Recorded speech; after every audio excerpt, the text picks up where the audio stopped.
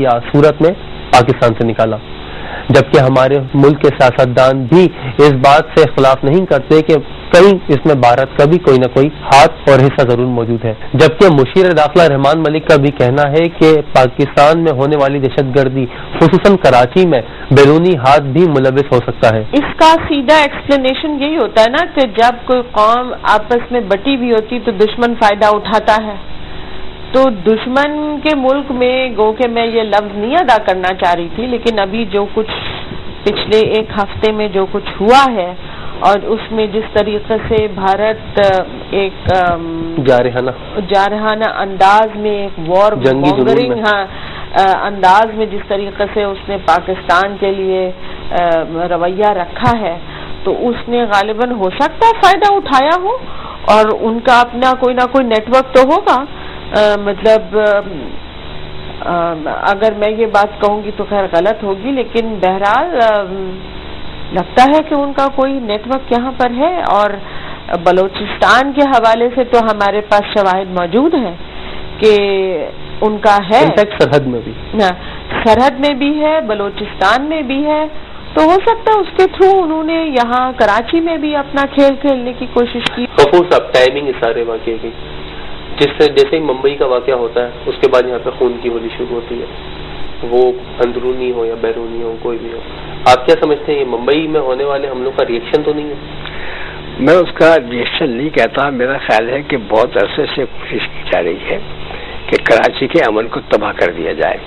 وجہ اس کی یہ ہے کہ غالباً کچھ لوگوں کا خیال یہ ہے کہ کراچی میں رہنے کا صرف ہمیں حق حاصل ہے، اور جو لوگ کراچی کے باہر کے آئے ہیں وہ یہاں سے چلا جانا چاہیے۔ میرا خیال ہے یہ بات بالکل ممکن ہی نہیں ہے، یعنی کسی مہاجر کے لیے ممکن نہیں ہے کہ سارے پٹھانوں کو مار دے، کسی پٹھان کے لیے ممکن نہیں سارے مہاجروں کو مار دے۔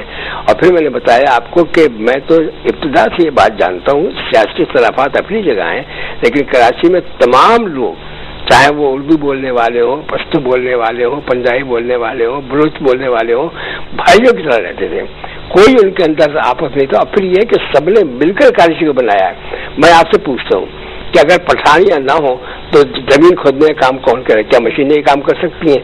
اپنی پیٹھ کے اوپر سیمنٹ کی بوریاں لاد کے اوپر تک لے جاتے کام اور کون کرے گا؟ اگر پٹھانیاں ہیں انہوں نے شہر کی ترقی میں نمایاں کردار ادا کیا ہے، اور ان کا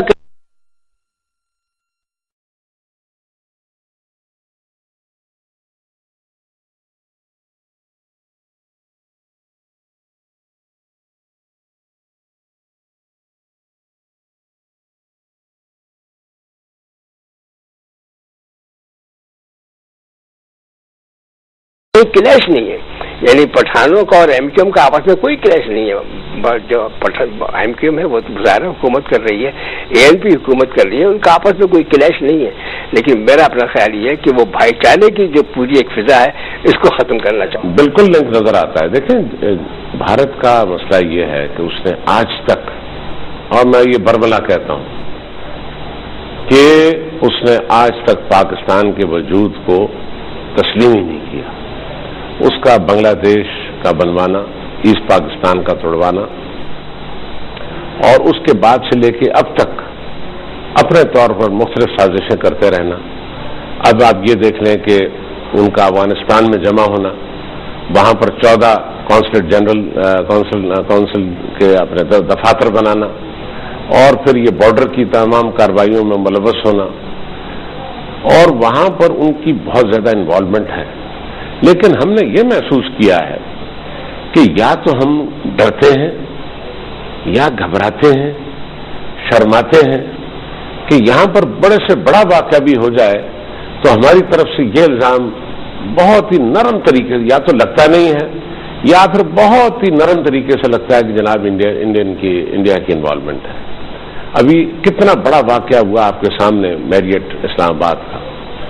میں سمجھتا ہوں کہ کسی تجزیہ نگار نے، کسی سیاستدان نے، کسی حکومتی کارندے نے یہ الزام نہیں لگایا کہ یہ بھارت کا کام ہے، اس میں یا بھارت کی را ایجنسی جو ہے اس کا کام ہے۔ لیکن آپ دیکھیں کہ بھارت میں کوئی کام ہو جائے، ذرا سا کمیونل رائٹ ہو جائے، وہ فوراً پاکستان کا نام لیتے ہیں۔ ٹائمنگ، اس سارے واقعے کی ٹائمنگ بڑی اہم ہے۔ کچھ لوگوں کا یہ کہنا ہے کہ یہ ممبئی حملوں کے بعد ریئیکشن تھا جو کراچی والوں کا ٹریلر کی صورت میں دکھایا گیا. آپ اس بات سے ایگری کریں گے؟ یعنی آپ کا کہنے کا مطلب ہے کہ جس طرح ہم انڈیا ہو سکتا ہے، کیوں نہیں ہو سکتا؟ را کے بھی لوگ کرا سکتے ہیں، را کے لوگ بھی یہاں موجود ہیں، ایسا نہیں کہ نہیں، بالکل ہے، ہو سکتا ہے انہوں نے کرایا ہو ٹریلر کے طور پر کرا یا جو بھی وہ. اور جہاں تک میری اپنی سوچ کہتی ہے، یہ جس کو چاہے جو بھی رنگ دیں، جس طرح بھی کہیں، یہاں کے لوگ ہر گلی میں را کا ایجنٹ نہیں بیٹھا ہوتا ہے. را کا ایجنٹ ایک ہوگا، اس کے کام کرنے والے 100 ہوں گے. وہ یقیناً وہ کسی ایسا تھوڑی ہے، اس میں تھوڑی لکھے گا را کا ایجنٹ ہوں میں، لگا کے نہیں آئے گا. ہمارے پشتون بھائی اور ہمارے ماجد بھائی دونوں افیکٹڈ ہوئے ہیں، زیادہ کم کے تو تعصب رہتا ہے. اب آپ ایک بڑی پارٹی کے ایک اسٹاک ہولڈر کے طور پہ آپ دونوں کو کیا مشورہ دیتے ہیں کراچی کے امن کے خاطر؟ یہی سوال کروں گا، یہی بھیک مانگوں گا اپنے قوم سے بھی، اردو اسپیکنگ سے بھی. خدا را جو بندہ کم تعداد میں جس کے علاقے میں، چاہے پختون کے علاقے میں اگر اردو اسپیکنگ ہے، ان کو اتنا عزت دے کہ وہ خود بولے کہ پختون زندہ باد. اور اسی طرح سے میں اردو بولنے والے سے یہ اپیل کروں گا اور بھیک مانگوں گا کہ تمہارے پاس جتنے بھی پختون ہیں وہ آپ کی خدمت کر دے، یا جو بھی ہے اس کو اتنی عزت دے، ان کو اتنی پیار دے کہ وہ پختون وہاں سے آواز لگائے کہ اردو اسپیکنگ والا زندہ باد. ناظرین، ایک ایسے وقت میں کہ جب وطن عزیز کو بیرونی جاہریت کا سامنا ہو اور دوست و دشمن آئے دن پاکستانی حدود میں میزائل حملے کر کے بے گناہ معصوم شہیدوں کو شہید کرتے ہوں، ہم سب کو چاہیے کہ ہم تعصب کے دبیس پردوں کو اتار پھینکیں اور اسلام کی صحیح روح کو بیدار کرتے ہوئے ایک دوسرے کے زبانی نہیں حقیقی معنوں میں بھائی بھائی بن جائے. یہ شہر کراچی یہ پشتون کا ہے، یہ مہاجر کا ہے، یہ سندھی کا ہے، یہ سرائکی کا ہے. یہ کہنا غلط نہیں ہوگا کہ پاکستان کا کوئی صوبہ، کوئی شہر، کوئی قصبہ ایسا نہیں جہاں کا کم از کم ایک فرد کراچی میں آ کر آباد نہ ہو. کراچی سب کی ماں ہے، کراچی سب کو رزق فراہم کرتا ہے. ہم سب کو چاہیے کہ ہم آپس میں اپنی تفریق کو ختم کر کے ایک ایسی اتحادی قوت بن جائے کہ دشمن ہم سے ٹکرانے کی جرت نہ کر سکے. انہی الفاظ کے ساتھ اپنے میزبان نعمان شبیر کو اجازت دیجیے. اللہ حافظ.